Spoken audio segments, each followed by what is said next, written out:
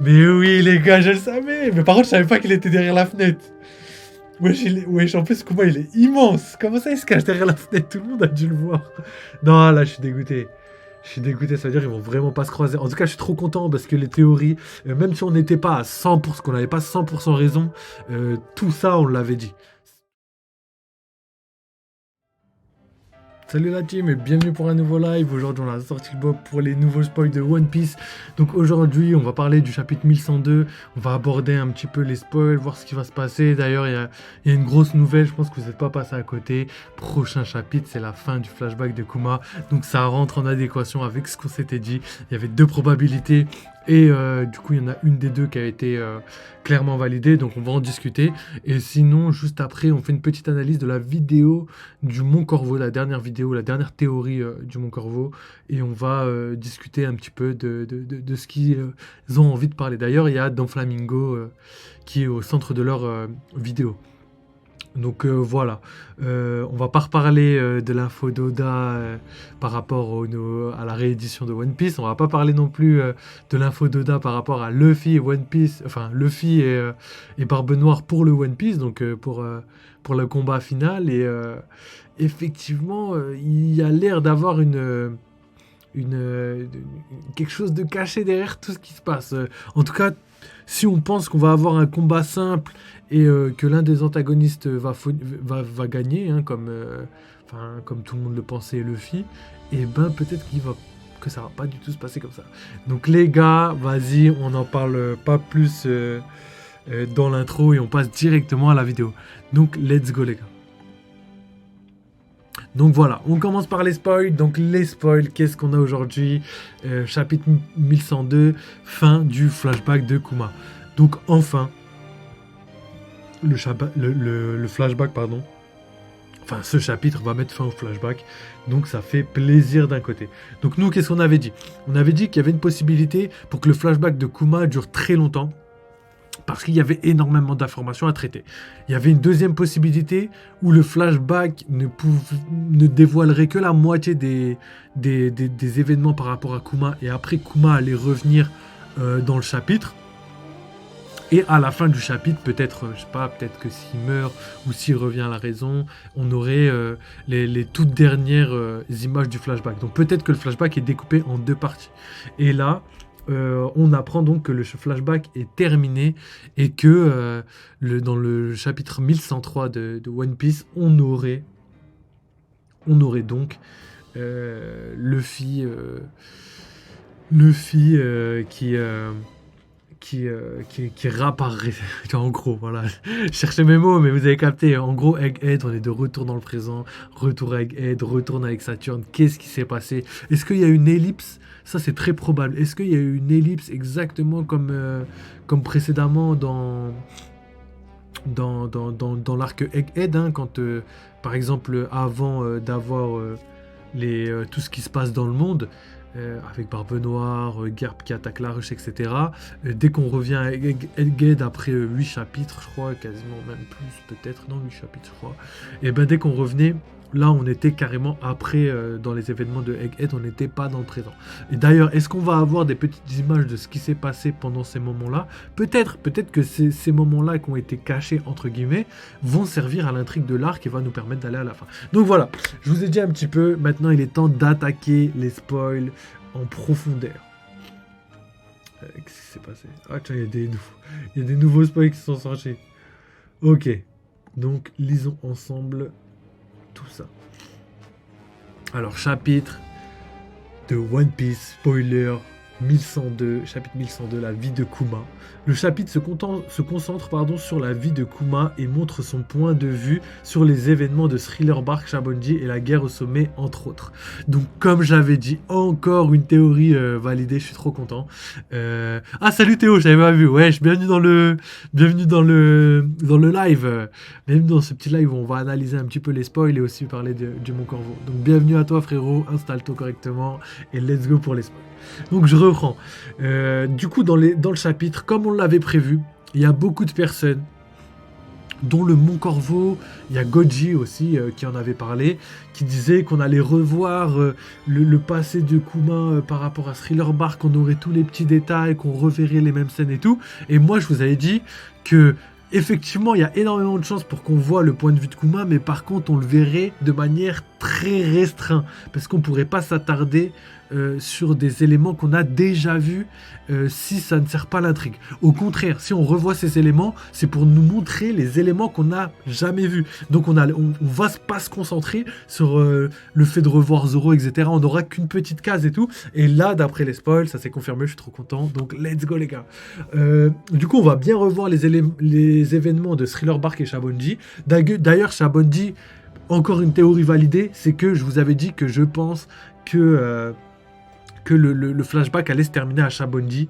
Et d'ailleurs, on va même voir la guerre au sommet, mais je pense qu'il y a quelque chose qui allait se passer en rapport avec Shabonji, donc je suis content. En plus, on sait que comment elle s'appelle Bonnie était à Shabonji, donc pour moi, il y a quelque chose de concret. Donc on va lire les spoils et je vous donnerai mon avis juste après pour savoir si c'est réellement validé ou pas.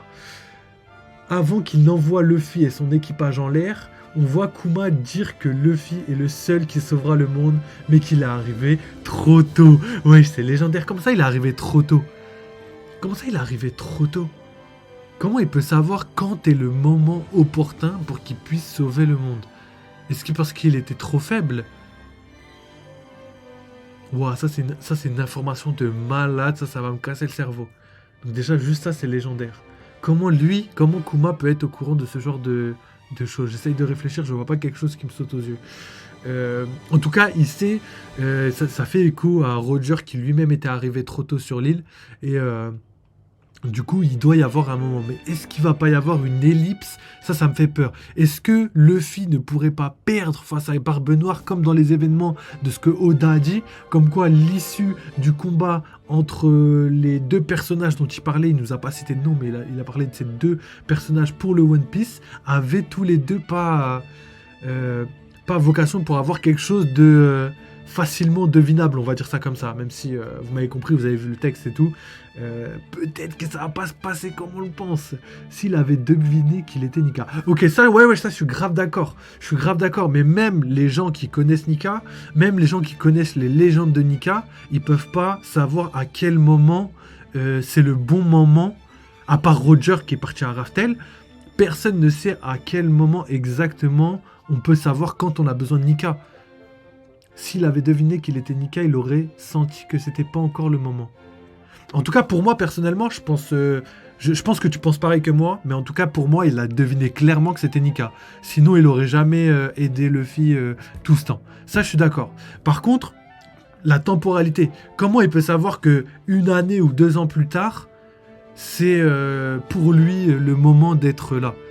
Comment il peut savoir à quel moment précis on a besoin de lui pour libérer le monde? C'est ça que je comprends pas. Si Nika s'était révélé à Shabonji, est-ce que ça aurait été le moment ou est-ce que ça aurait pas été le moment? C'est ça les questions qui se posent.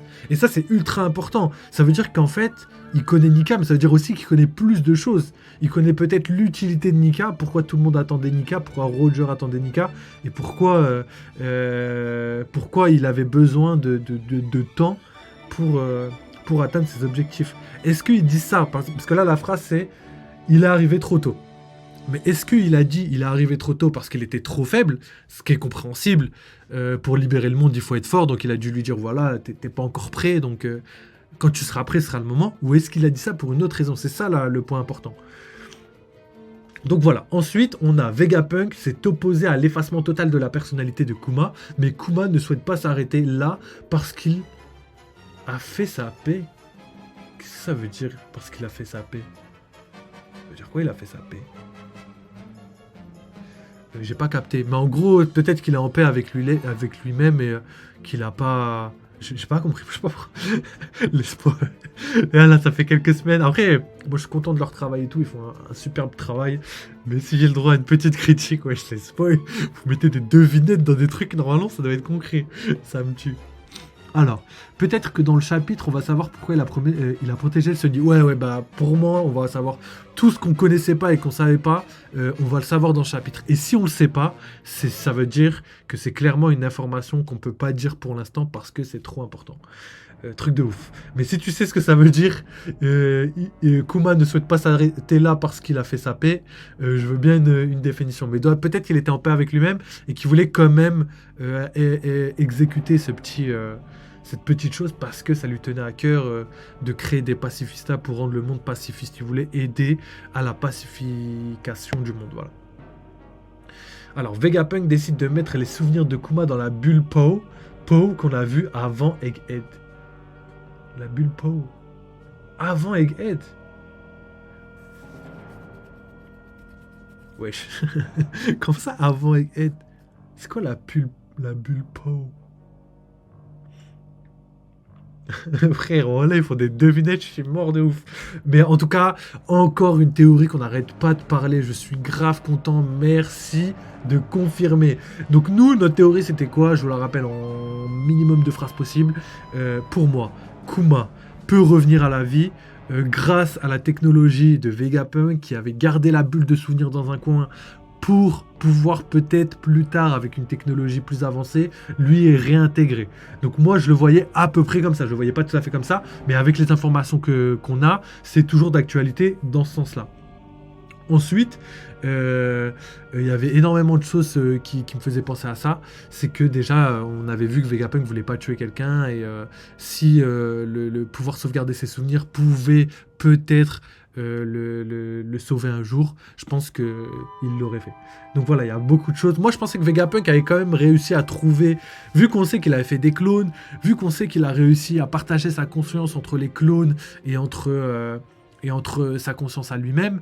Après, c'est pas vraiment sa conscience, c'est plus son intelligence, tu vois, ses données.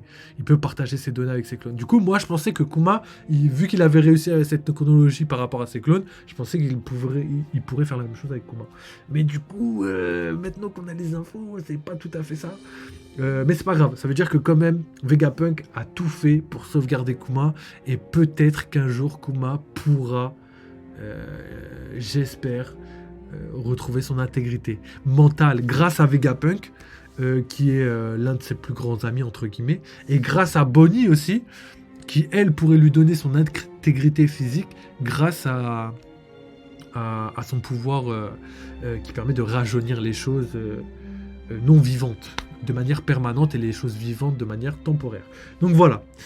On a assez parlé déjà sur la chaîne, je ne vais pas en rajouter trop. Donc voilà, et la dernière phrase qui me rend deg un peu, j'aurais bien aimé avoir plus d'infos, c'est que Kuma donne un dernier message à Vegapunk à transmettre à Bonnie. Vegapunk devait lui dire joyeux 10e anniversaire de Kuma. Fin du chapitre, pardon. Le flashback de Kuma est terminé. Ok. Donc c'est ouf. Vous vous rendez compte de toutes les infos qu'il y a là dans ce chapitre? Déjà, juste cette dernière phrase. À sa propre fille, il lui a laissé qu'un seul message de joyeux anniversaire. Par contre, transmettre à Bonnie. Par contre, à Luffy, il a carrément donné limite son corps pour protéger le Sunny. Et ça, c'est ouf. Ça veut dire qu'il a un ordre d'importance de ouf par rapport à Luffy. Ce qui confirme encore plus le fait qu'il connaissait Nika, qu'il connaissait les enjeux de la survie de Nika, etc., etc., etc. Donc, vous avez compris que ce chapitre, mine de rien, donnait énormément d'informations. Donc, on va terminer avec les spoils. Il me semble voilà, qu'il restait... Ah oui, il reste quand même... Oh, je crois qu'ils viennent de sortir, non? Il y a 6 minutes, 1 minute. Ouais, ils viennent de sortir, les gars. Les spoils sortent en direct. Légendaire. Donc, lisons ça ensemble. Alors, je vous zoome parce que comme ça, vous voyez bien. Alors, Kuma a révélé à Vegapunk que Luffy était le fils de Dragon. Kuma savait qu'il était inutile de cacher cette information à Vegapunk car il avait promis de lui donner ses souvenirs. Et tôt ou tard, Vegapunk l'aurait découvert. Vegapunk n'arrivait pas à croire que Luffy était le fils de Dragon. Donc Kuma qui dit... C'est drôle qu'un garçon qui a le pouvoir du caoutchouc agisse contre le gouvernement, tout comme le légendaire Nika. C'est vrai, PPP. C'est quoi ça? C'est le rire de Vegapunk. Je vois bien en plus le PPP, genre en mode PPP, un truc comme ça. Choc-barre de baiser. J'avoue, c'est ouf.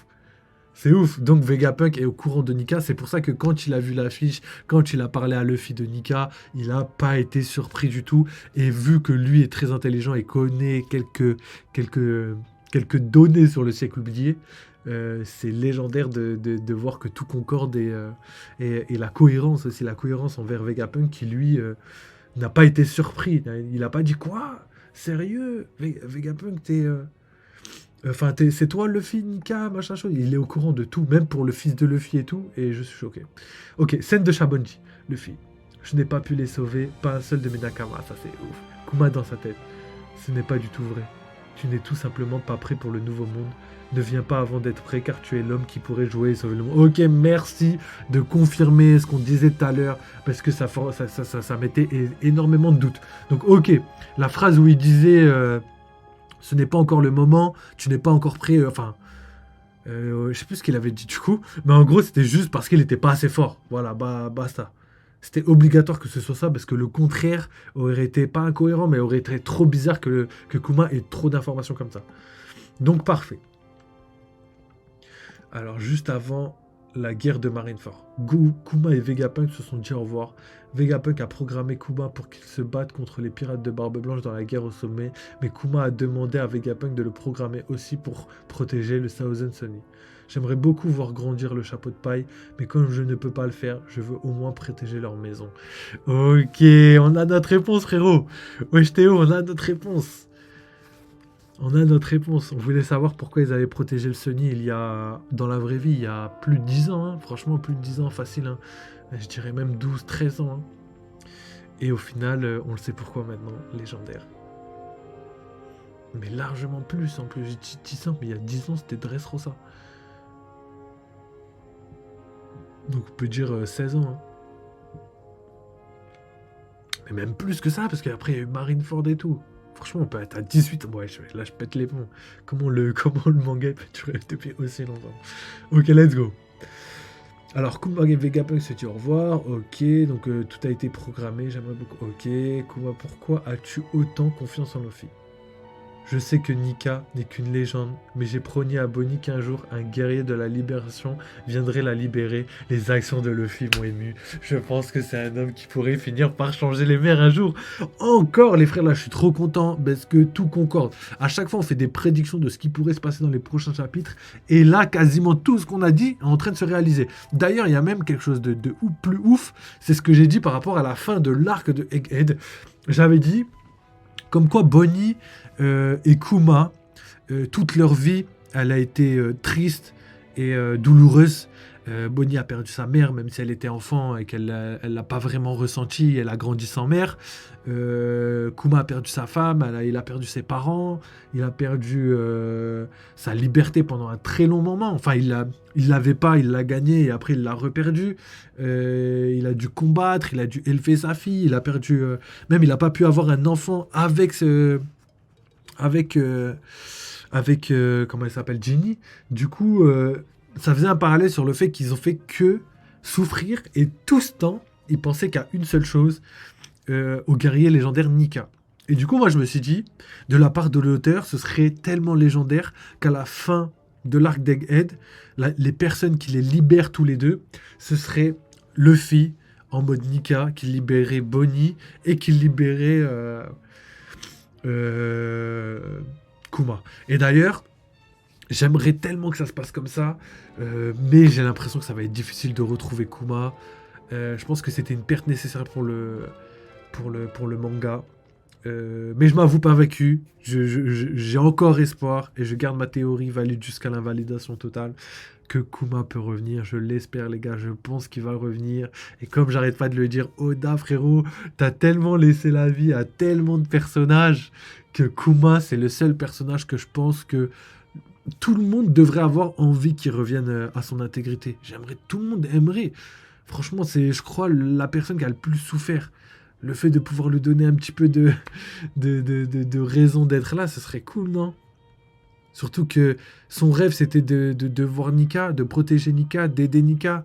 Son rêve à Bonnie est à peu près similaire. Enfin, elle, c'est de voyager avec son père, mais le fait qu'il danse autour du feu, etc., avec Nika, tu vois, vous avez capté. Donc pareil, encore une théorie qui se montre très très juste. Là où par exemple j'avais fait une théorie qui n'a pas très très bien marché, c'est les retrouvailles de Kuma et comment il s'appelle Bonnie, Asha Bonji, pour moi, c'était pas sûr, tu vois, mais j'avais l'impression qu'il y avait que Kuma, quoi qu'il arrive, comme ils l'ont dit dans le chapitre, quoi qu'il arrive, Kuma, même s'il aurait pu s'enfuir avec Bonnie, il se serait pas enfui avec Bonnie. Il serait quand même parti au charbon pour donner son intégrité à, au gouvernement mondial, du coup, à Vegapunk, pour qu'il puisse défendre le monde en vrai. En fait, c'est ça, c'est le rêve un petit peu de Kuma, c'est que son sang un petit peu démoniaque pour lui, parce que il lui a attiré beaucoup de problèmes, même s'il ne le considère pas comme ça. Malheureusement, c'est un peu vrai. Je pense qu'il voulait permettre à son sang de prospérer et de créer quelque chose pour pacifier le monde, comme je le dis. Et du coup, c'est ce qu'il a défendu, même au péril de sa vie, même au péril de sa vie partagée avec Bonnie. Donc il a brisé des moments, comme par exemple, Vegapunk voulait pas lui enlever sa conscience, il refusait, et Kuma a quand même forcé, enfin pas forcé le pas, je sais pas encore, on verra bien, mais il a fait en sorte que l'opération se fasse. Et ça me rend un peu triste, mais c'était sûr. En tout cas, nous, on l'avait dit, les gars, sur la chaîne, là, en ce moment, que des théories validées, je suis trop content. Waouh! Wesh, les gars! Voilà, là, c'est légendaire. Les spoils qui sortent, il y a 56 secondes. Donc là, on a les spoils complets. Donc je vais lire... bah, je crois que c'était le dernier. Hein. Je crois que c'était le dernier. Ok, parfait. Donc là, franchement, les gars, on peut pas rêver mieux. Là, les gars, franchement, c'est légendaire. On a les spoils en direct. En direct live. Là, on peut pas être plus frais. En termes d'information, on peut pas être plus frais là. Donc, let's go. Il y a 56 secondes. One Piece Spoilers numéro 1102. Donc, chapitre 1102, la vie de Kuma. Donc là, on va peut-être relire certaines choses. On passera, je détaillerai pas. Et quand on a des nouvelles informations, je détaille et j'analyse. Alors, le chapitre commence par les aventures de Bonnie. Nous voyons que les pirates de Bonnie se sont rendus sur une île à la recherche de Kuma. Ils cherchaient Kuma, ils étaient là. Mais lorsque les pirates de Bonnie sont arrivés, Kuma avait déjà été téléporté hors de l'île. Ok. Donc déjà, ça c'est ouf. Ils se sont croisés à vraiment des secondes près, tu vois. Après, je sais pas si c'est secondes, mais vous avez capté. Les pirates de Bonnie laissaient toujours une multitude d'enfants et de vieillards blessés après leurs attaques, qui étaient en fait des marines transformées par le pouvoir de Bonnie. Si bien que les marines ont cru qu'il s'agissait de pirates maléfiques. Kuma savait que Bonnie le cherchait, mais il a décidé de ne pas aller à sa rencontre. Ok, tout s'explique, tout s'explique. Oh là là, ça m'éclate. Là, c'est légendaire. Là, c'est légendaire. Je vous invite réellement à aller voir toutes les vidéos que j'ai faites sur le passé de Kuma, où j'ai parlé de Bonnie, parce que tout ce qu'on a dit commence à se réaliser. Là, le fait que Kuma veuille pas voir Bonnie, ça, on en avait parlé. Je vous avais dit, soit Kuma, à la fin du flashback de Kuma, Kuma allait retrouver Bonnie, soit quand Bonnie était à Shabonji, Kuma l'observait de loin, mais ce serait hyper triste de faire ça, et Kuma, du coup, ça veut dire qu'il a complètement décidé de ne pas suivre la marine et tout, donc c'est légendaire. Là je suis refait. Là, je suis trop content. Attends, on va lire, parce que là je crois qu'il y a beaucoup de... En tout cas, on a cette confirmation. Kuma ne voulait pas aller à la rencontre de Bonnie. Je pense que c'était pour la préserver, entre guillemets, ou je sais pas, peut-être que c'était pour je sais pas, il doit y avoir une raison valable. Je pense qu'il voulait quand même, dans tous les cas, donner son corps au pacifista pour pouvoir... Pour moi, je pense que ça fait partie de son rêve. On verra. Scène où Luffy a reçu sa première prime. Nous pouvons voir la réaction de Luffy et la page de réaction montrée à Jump Festa 2024. Attends, scène où Luffy a reçu sa prime. Okay, avec Ace, Jinbe, Sabo. Ça veut dire, et c'est ouf, ça veut dire que Kuma, sans le vouloir, de loin, il analysait tout ce qui se passait. Tout ce qui se passait, il analysait et tout. Non, c'est trop ouf. Alors, peu de temps après, lors de l'incident d'Enies Lobby, Kuma a rendu visite à Vegapunk sur l'île d'Egghead. Vegapunk lui a montré l'armée de pacifistas qu'il produisait et ils ont discuté de l'incident d'Enies Lobby. Wow. En gros, on va pas revoir toute la vie de Luffy, mais on va voir tous les événements que Kuma a suivis dans les journaux de Luffy. C'est légendaire. Kuma a révélé à Vegapunk que Luffy était le fils de Dragon, donc ça on en a parlé. Kuma savait qu'il était inutile de cacher cette information car elle avait promis de lui donner ses souvenirs et que tôt ou tard Vegapunk aurait découvert. Vegapunk n'arrivait pas à croire que Luffy était le fils de Dragon. Ok, d'ailleurs, une autre confirmation, comme je vous l'avais dit, la bulle de souvenirs, elle se détruit pas. Elle se détruit pas. Même par exemple, une bulle de douleur, tu rentres dessus, enfin tu rentres dedans, pardon, tu prends la douleur et après elle disparaît. Là, je pense que Vegapunk a fait en sorte, grâce à sa machine, que quand tu rentres dans la bulle de souvenirs, tu peux prendre les souvenirs, mais elle s'efface pas une fois que tu sors. Et là, on a la preuve parce que Vegapunk a dû rentrer dedans, parce qu'il l'avait dit, et Bonnie est rentré dedans, donc la bulle de souvenirs est toujours intacte. Croyez-moi, les gars, croyez-moi, je commence de plus en plus à croire au retour de Kuma. Quand Oda place quelque chose comme ça, un objet qui est ultime, franchement, c'est vraiment utile pour le manga, mais actuellement que pour Kuma. En vrai, il met jamais une information au hasard comme ça qui servirait à rien, tu vois, surtout qu'elle est grosse, elle sert à quelque chose, c'est pas n'importe quoi. Et en plus de ça, à Bonnie et Vegapunk, les souvenirs lui servent à rien. À part peut-être à étudier pour Vegapunk, mais concrètement pour le scénario, pour nous lecteurs, la bulle de souvenirs ne sert à rien. Elle sert à rien. Parce que ok, Bonnie elle a pu apprendre que Vegapunk c'était pas un tueur, mais concrètement, à part ça, elle sert à rien. Et pour moi, si elle sert à rien, ça veut dire qu'elle a une autre utilité dans la trame scénaristique, vraiment en termes de scénario. Ça veut dire que, clairement, pour moi, cette bulle de souvenir doit revenir à Kuma et faire en sorte que Kuma retrouve son intégrité mentale. Et j'espère que Bonnie lui donnera son intégrité physique. Ça fera comme ça les deux personnes qui ont passé les dernières heures de sa vie avec lui, même si Bonnie n'était pas très présente. Les 9 dernières années de Kuma, Bonnie était présente, à part la dernière, parce que Kuma voulait pas la voir.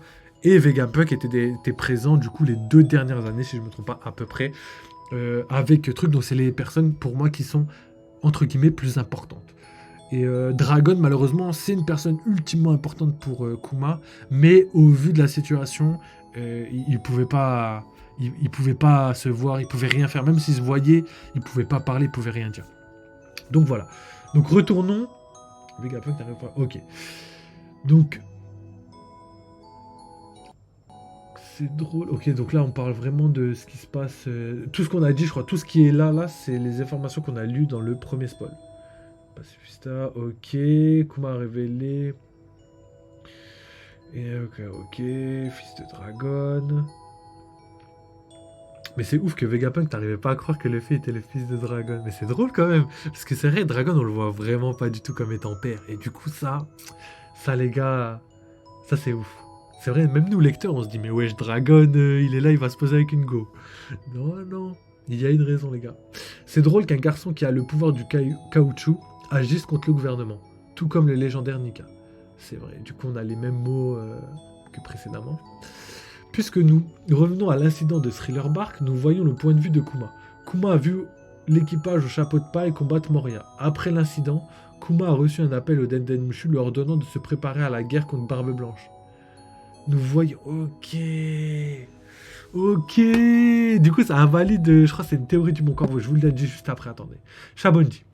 Nous voyons la scène d'introduction de Bonnie, mais nous découvrons maintenant que Kuma se cachait en fait à l'extérieur du restaurant, regardant Bonnie à travers la fenêtre. Kuma sourit en voyant Bonnie. Mais oui, les gars, je le savais. Mais par contre, je savais pas qu'il était derrière la fenêtre. Wesh, en plus, Kuma, il est immense. Comment ça, il se cache derrière la fenêtre? Tout le monde a dû le voir. Non, là, je suis dégoûté. Ça veut dire qu'ils vont vraiment pas se croiser. En tout cas, je suis trop content parce que les théories, même si on n'était pas à 100%, qu'on n'avait pas 100% raison, tout ça, on l'avait dit. Tout ça, on l'a au moins dit plusieurs fois. Comme quoi Kuma était au loin et regardait Bonnie, etc. On l'a dit, donc je suis trop content.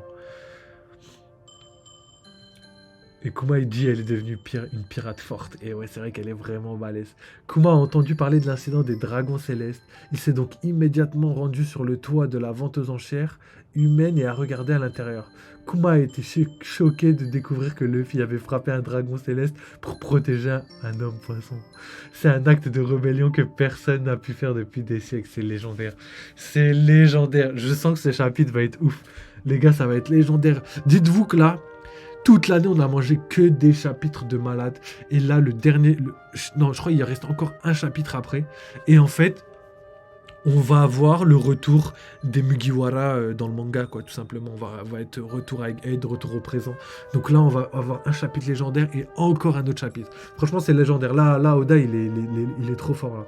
Là, frérot, il flex, là, je sais pas ce qu'il a. Je crois que le fait d'avoir fait marcher Netflix ou je sais pas quoi, ça l'a boosté de ouf. Il a dû prendre des vacances et tout, il en a profité, il est revenu encore plus fort que jamais.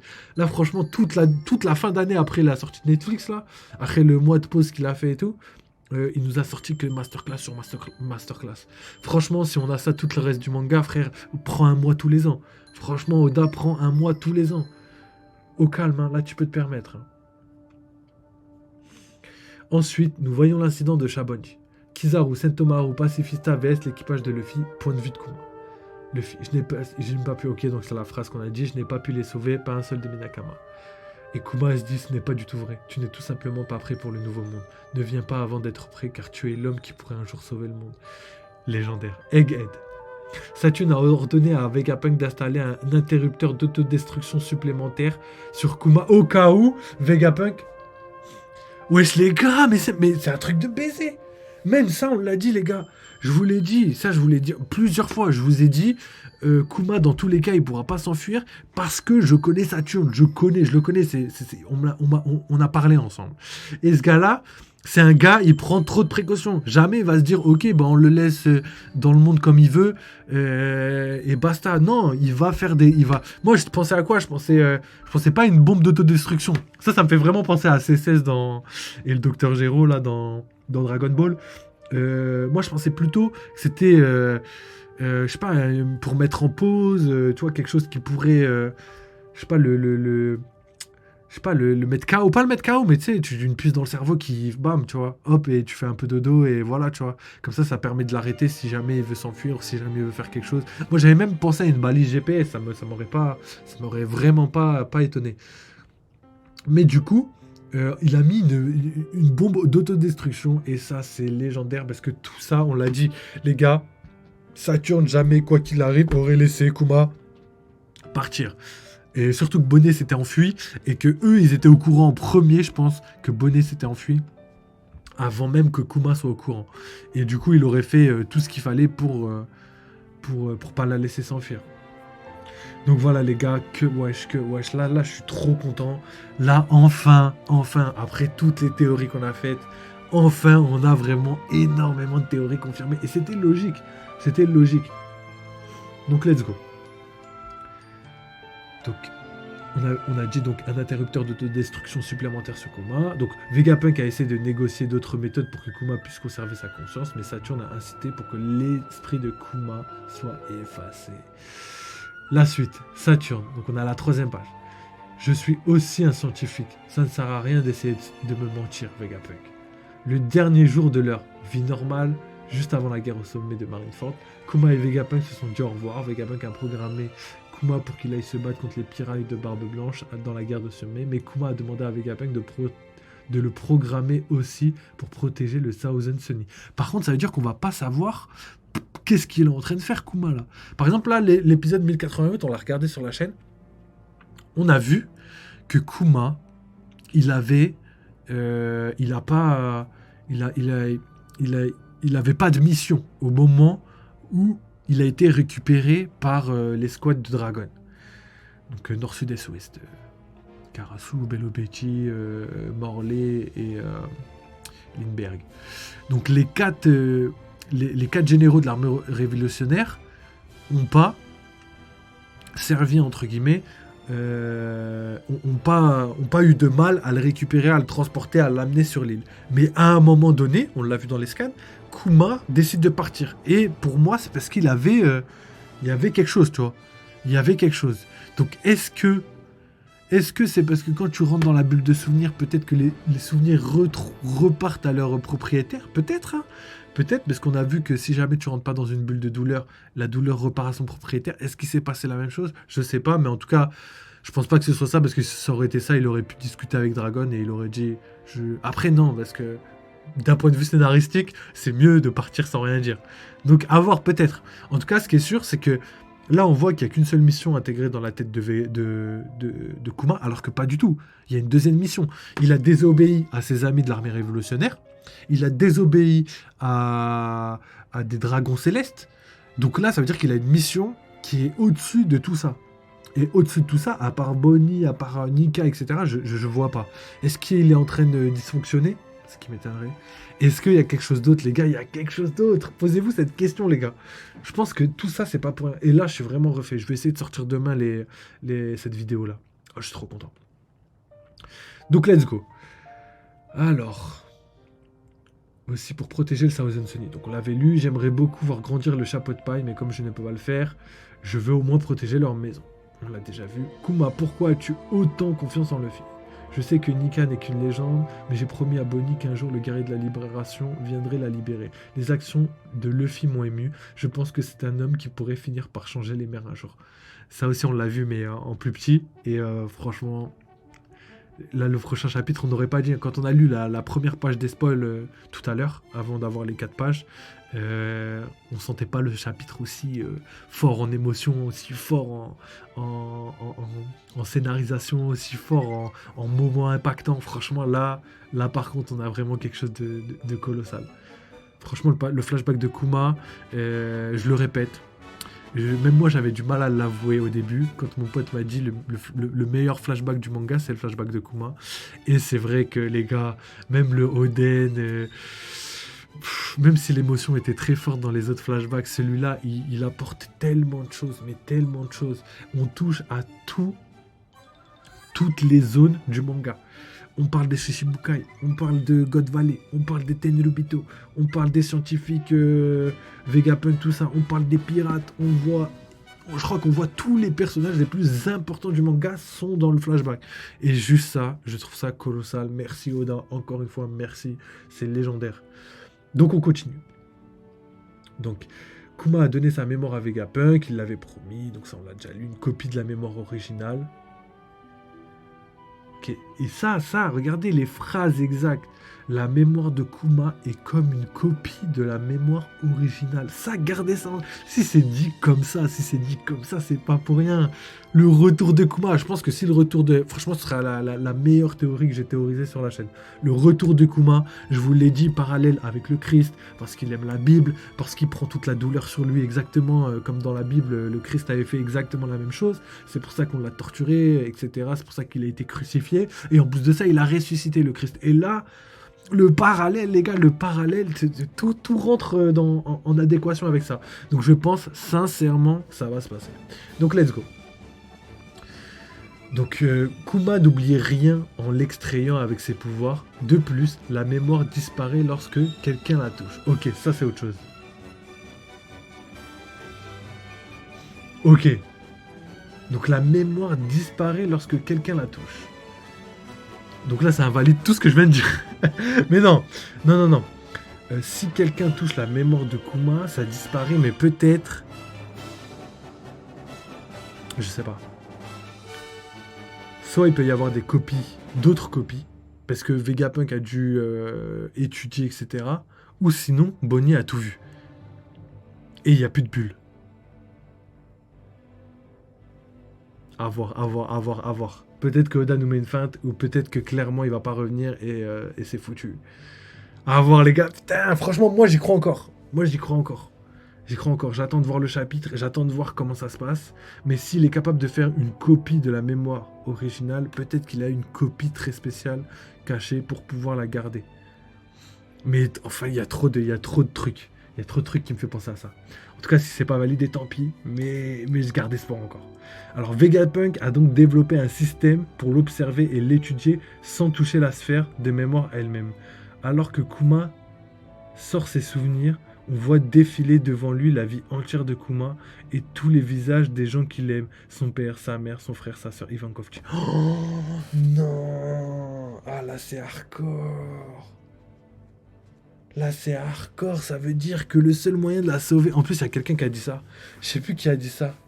Il y a quelqu'un qui m'avait dit ça dans le chat. Il m'avait dit, franchement, Kuma aurait pu revenir, mais vu que Bonnie est rentrée dans la bulle de souvenir et qu'elle a tout fait disparaître la bulle de souvenir, eh ben il pourra jamais revenir. Non, là, c'est trop. Là, c'est trop, frère. Là, ça commence à être de plus en plus difficile de croire en retour de Kuma, là.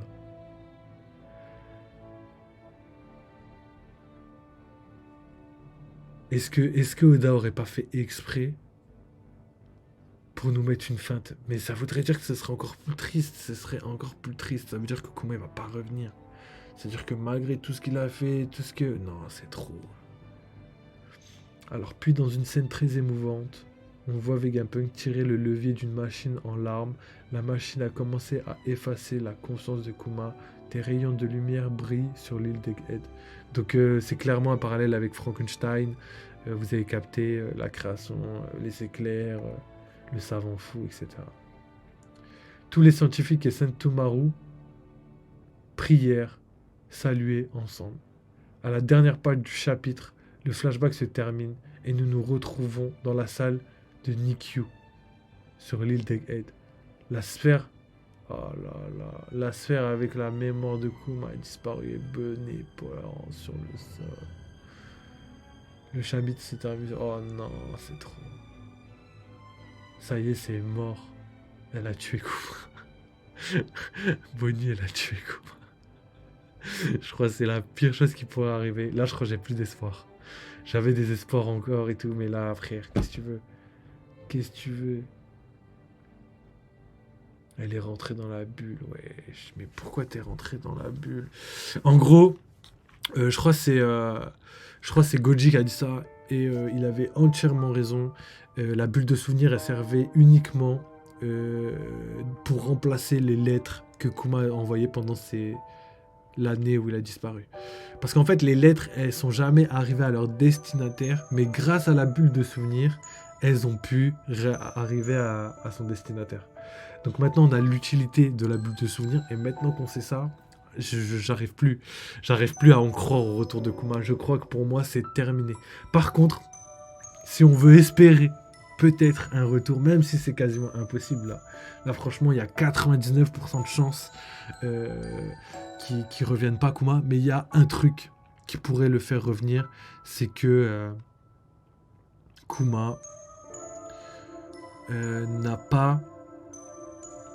Enfin, la bulle de souvenir n'était qu'une copie de sa vraie conscience. Peut-être que sa conscience a été conservée dans sa tête, mais en fait, elle est inhibée, tu vois, elle est en mode prisonnière d'elle-même. C'est le dernier 1% qui pourrait facilement faire en sorte que Kuma revienne. Ok, bon bah, après toutes les validations, il fallait bien une invalidation. Non, franchement, je suis dégoûté. Pour moi, Kuma, il méritait de revenir. Ah, c'est tellement dommage. Pause la semaine prochaine, mais on devrait avoir les spoils quand même. Ok, bah pas mal. Pause la semaine prochaine, donc dommage. Ça veut dire que c'est le dernier chapitre de l'année, ouais. C'est le dernier chapitre de l'année, les amis. Voilà ce qu'il en est de Kuma. Donc j'ai vraiment kiffé, l'analyse, elle était légendaire. Les spoils, ils étaient vraiment lourds. On a vraiment un chapitre colossal et de qualité. Encore une masterclass d'Oda, il fait vraiment du taf de malade mental. Du coup, malheureusement, Kuma, je doute qu'il puisse revenir. Je doute très fortement qu'il puisse revenir. Mais avec un peu de chance, par une pirouette, Kuma pourrait revenir. Mais bon, s'il vient sur Egghead, je pense que ça va être pour mourir sur Egghead. Donc voilà, Kuma, malheureusement, là, il n'y a plus beaucoup de chance pour qu'il survive. Donc voilà pour l'analyse des spoils. Donc on a un gros chapitre la semaine prochaine, je kiffe, franchement, c'est une masterclass. Tout est millimétré, tout a été bien conçu, franchement, c'est colossal. J'espère que vous avez kiffé cette petite vidéo par rapport au spoil.